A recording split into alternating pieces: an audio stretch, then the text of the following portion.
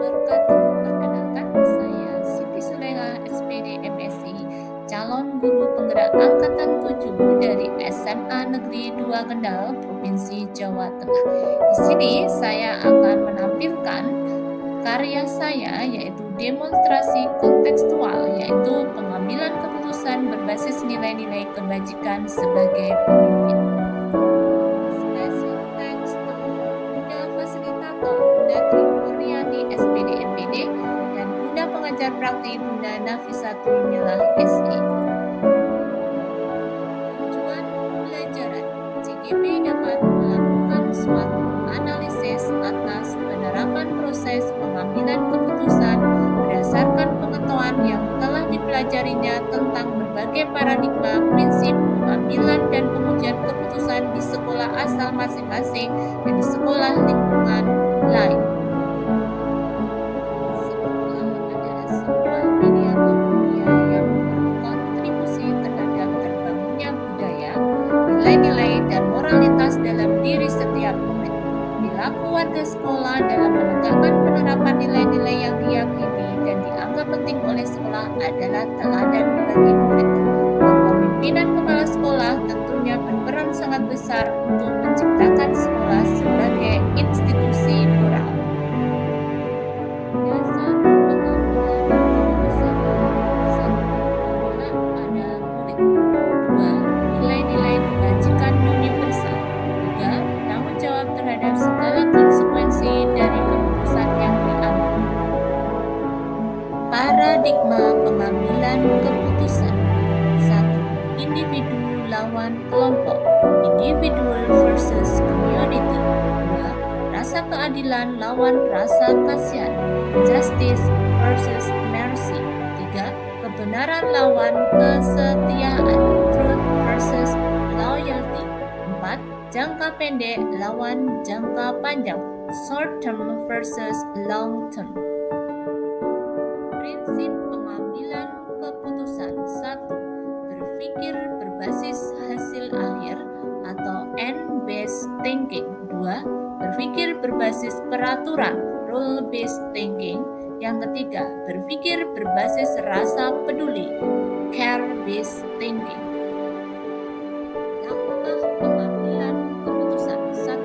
Mengenali nilai-nilai yang saling bertentangan. 2. Menentukan siapa yang terlibat dalam situasi ini. 3. Kumpulkan fakta-fakta yang relevan dengan situasi ini. 4. Pengujian benar atau salah. 1. Uji legal. 2. Uji regulasi atau standar profesional. 3. Uji intuisi. 4. Uji publikasi. Yang kelima, pengujian paradigma benar lawan benar. Yang pertama yaitu individu lawan kelompok atau individual versus community. 2. Rasa keadilan lawan rasa kasihan, justice versus mercy. Kebenaran lawan kesetiaan, truth versus loyalty. Dan yang terakhir, jangka pendek lawan jangka panjang, short term versus long term.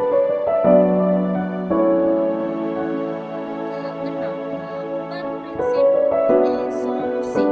Berpikir berbasis hasil akhir atau end-based thinking.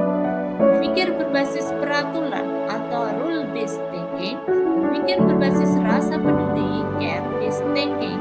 Yang ketujuh, investigasi opsi trilema.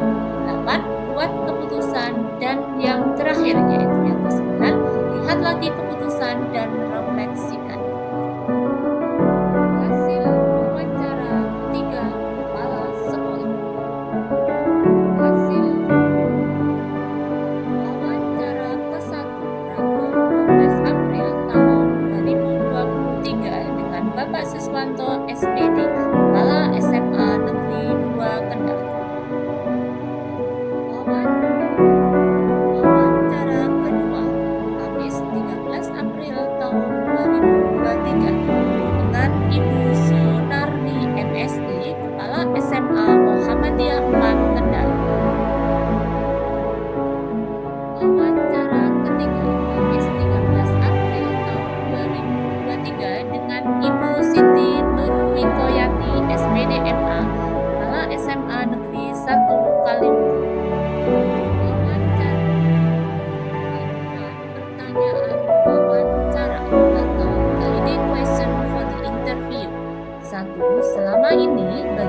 Anda dapat mengidentifikasi kasus-kasus yang merupakan dilema etika atau rujukan moral.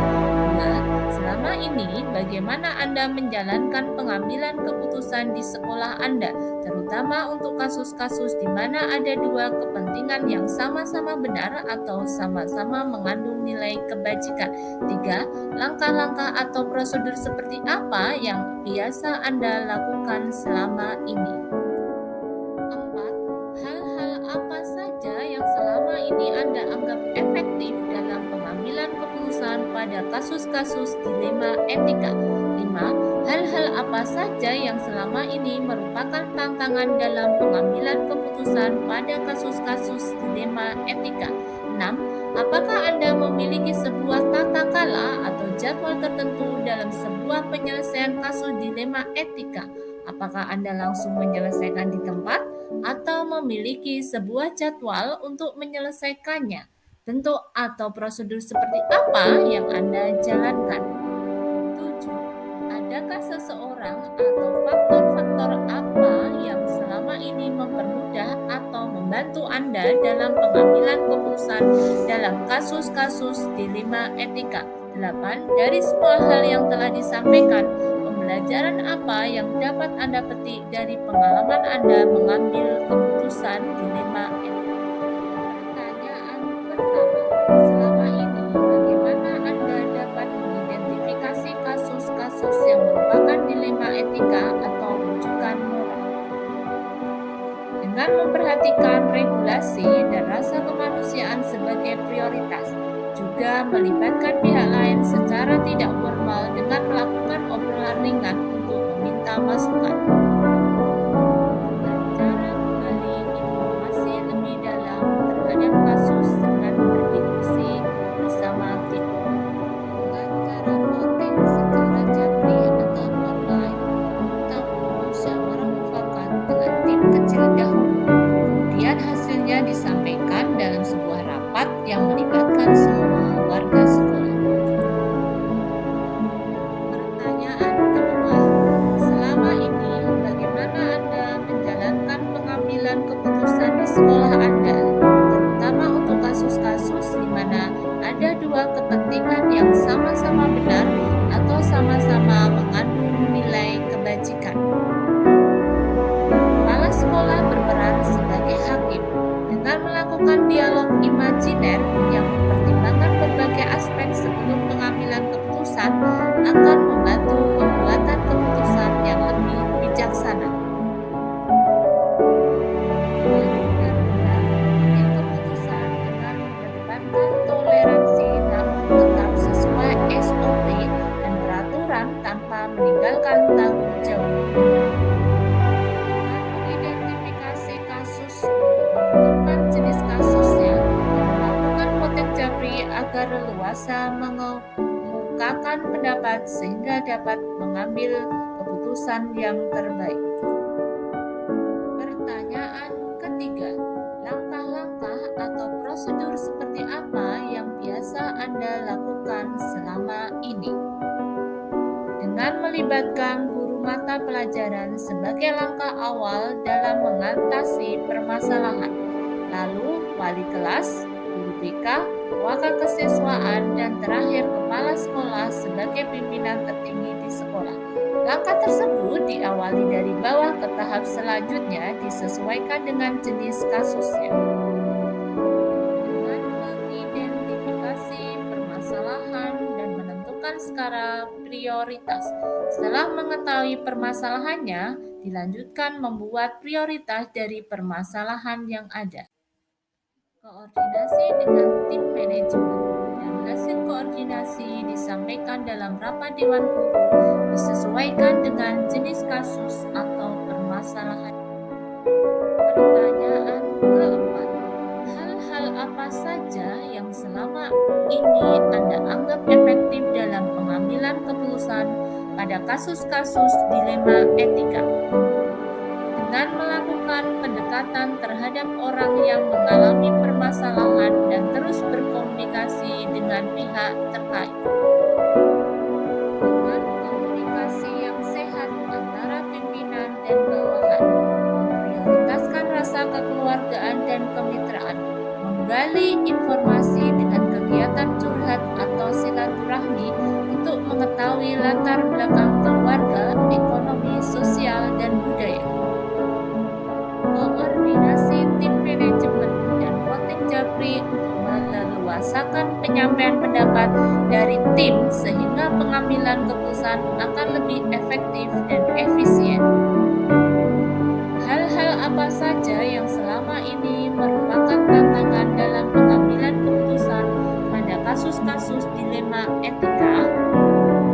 Hak prerogatif untuk memutuskan dengan pertimbangan-pertimbangan sesuai kebijakan, menyadari bahwa setiap keputusan mempunyai dampak dan segala keputusan harus berpihak kepada mencari pola komunikasi yang baik dan sehat tidak mudah karena harus mendalami dari setiap latar belakang permasalahan dan juga pihak yang memiliki permasalahan. Tantangan sumber daya manusia atau SDM, karena setiap orang memiliki karakter yang berbeda-beda atau heterogen. Dengan karakter yang berbeda-beda mengharuskan kita mencari jalan tengah yang terbaik untuk semuanya. Pertanyaan ke-6, apakah Anda memiliki sebuah tata kala atau jadwal tertentu dalam sebuah penyelesaian kasus dilema etika? Apakah Anda langsung menyelesaikan di tempat atau memiliki sebuah jadwal untuk menyelesaikannya? Bentuk atau prosedur seperti apa yang Anda jalankan? Tidak ada tata kala atau jadwal tertentu dalam menyelesaikan masalah, karena setiap masalah harus segera ditangani dan pengambilan keputusan harus dipertimbangkan secara matang dan bijaksana. Tidak ada tata kala atau jadwal tertentu dalam menyelesaikan masalah, karena setiap masalah harus segera diselesaikan sesuai dengan skala prioritas dan kebutuhan, serta pengambilan keputusan harus dipertimbangkan secara matang dan bijaksana.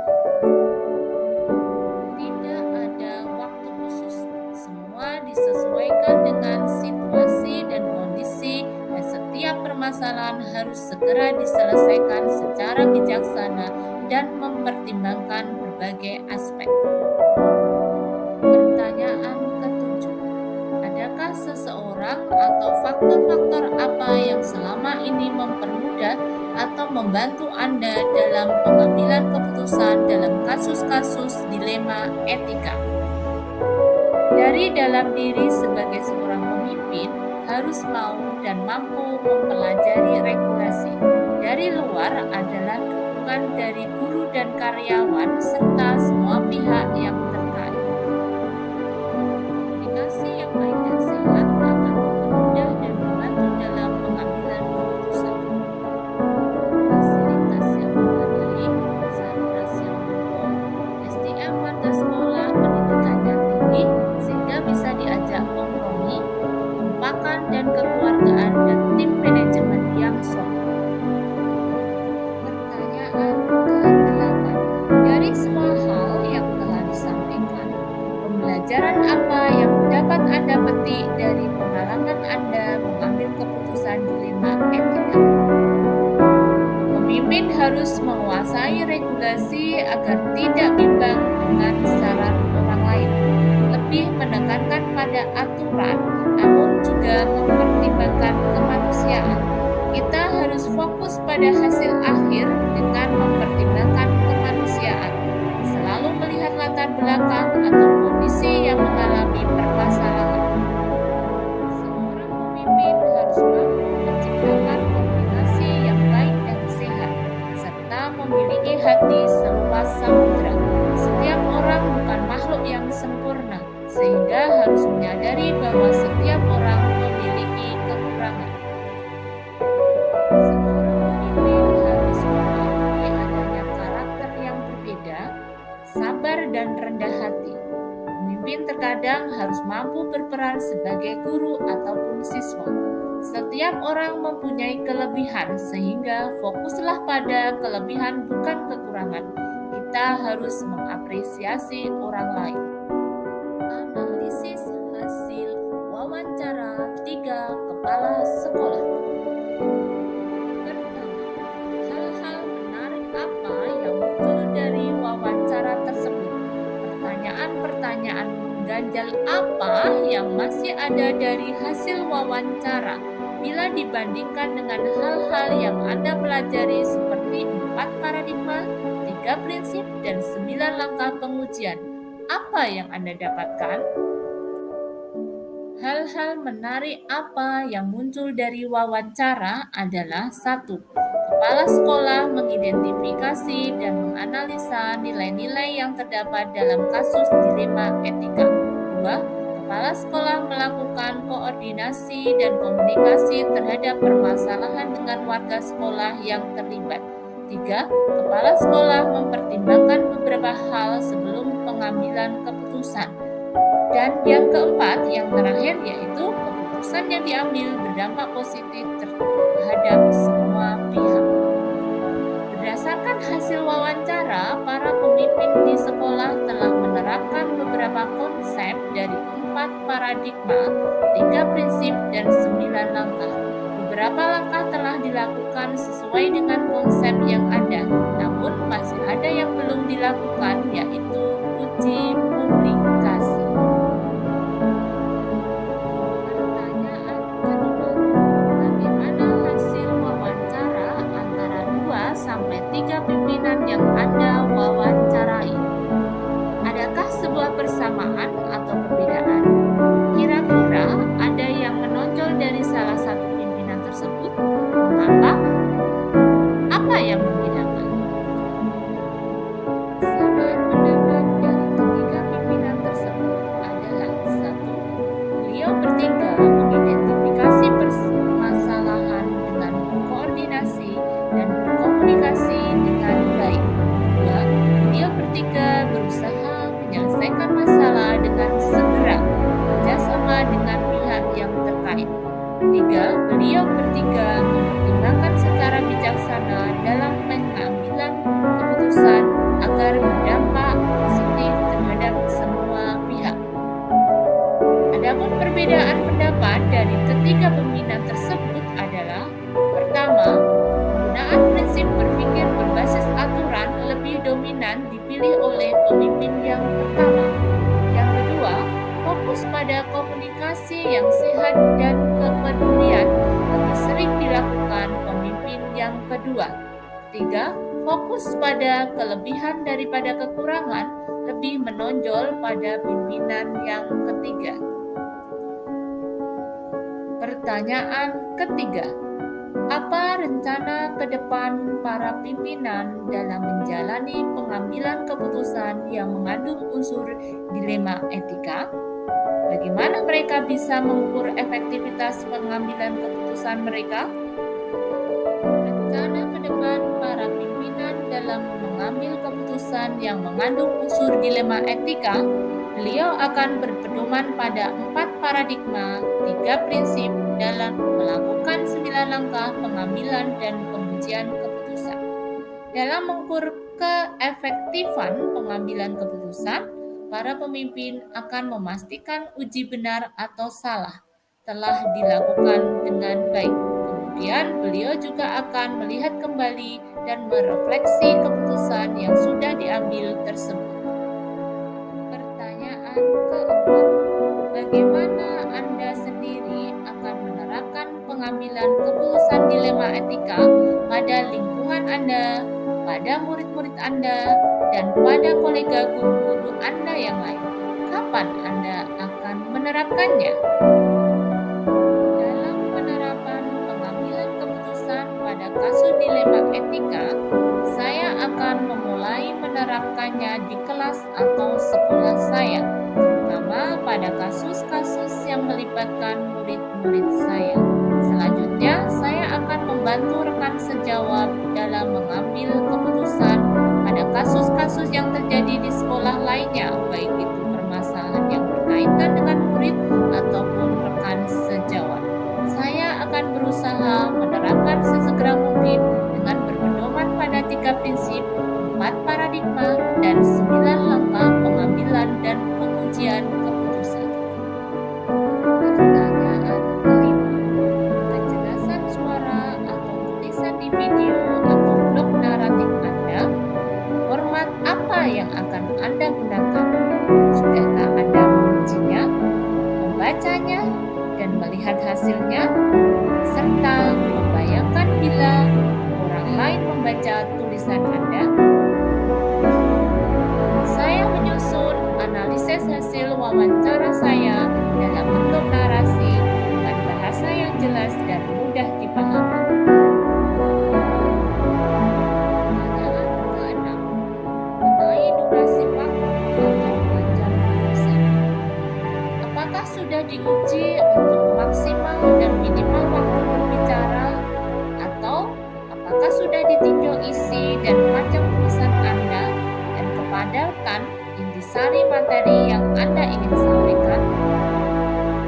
Untuk panjang tulisan dan lama video yang ada, saya menyesuaikan kriteria penilaian yang ada di LMS. Untuk tugas demonstrasi kontekstual modul 3.1 ini. Daftar tugas atau checklist refleksi wawancara. Dari 6 poin, sebagai tugas ada 4 poin mengenai isi refleksi wawancara semuanya telah dilakukan atau ada. Untuk mengenai teknis yaitu poin 5 dan 6 juga sudah dilakukan. Semuanya ada. Terima kasih. Demikian hasil analisis wawancara 3 kepala sekolah yang saya lakukan dalam tugas demonstrasi kontekstual. Terima kasih untuk perhatiannya. Thank you very much for watching. Wassalamualaikum warahmatullahi wabarakatuh.